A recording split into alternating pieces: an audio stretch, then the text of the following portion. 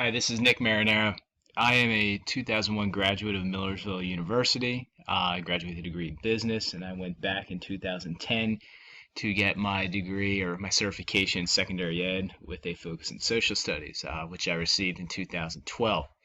I just completed my fourth year of teaching after a few years in York City charter schools.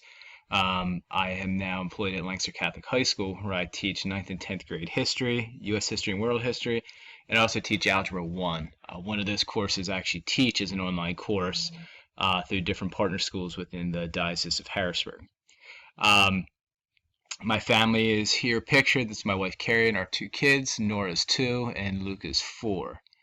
Some more pictures of them. Nora loves princesses and Luke loves Star Wars. It's his new obsession. So I look forward to a fun summer with them, and they definitely will keep me busy. What I did for this critique is Invasion of the Data Snatchers. What this does is take a look at basically the fact that the data that you have out there is accessible to anybody. And it opens up with saying, basically imagine if people go through your house collecting any kind of data that they wanted, information on you, banking, medical, personal, whatever it may be. How would that make you feel? And they use the scare tactic in play here, where it makes you wonder, well, is that possible? And the answer is yes, it is. And there are people out there, they are doing it, they're getting that information, they're selling it. These information brokers that are out there have many different access points to your information. Some of that information is public record, some of it's semi-public record, but what they do is they collect it, package it, and they sell it to people. Who do they sell it to? They sell it to marketing companies. They create a personal profile of you, sell it to them, and the marketing company looks to hopefully use you as a consumer to make money off of you.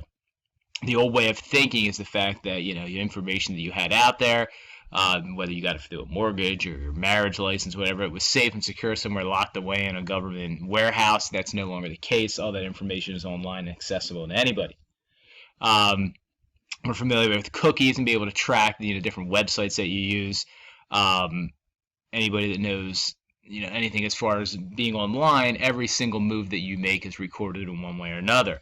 Also geographically, GPS in your smartphone allows you to be tracked at any point in time. Anybody that's ever used Find My iPhone, that you can, if you're connected to other people, you can see where people in your family are. You can find your phone, your iPad, whatever it may be.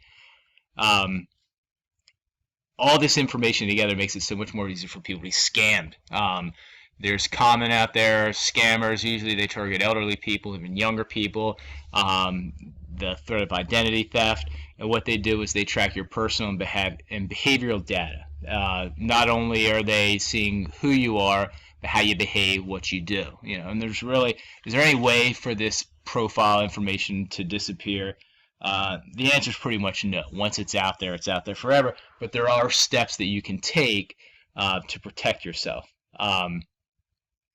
With the use of social media, it makes it very difficult anymore to be very protected.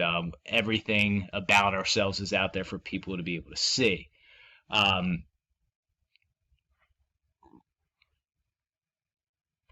As far as covering the different elements of digital citizenship, when it comes to respect, it really doesn't mention any of the key tenets within this category. It doesn't discuss digital access, etiquette, or law really in any way.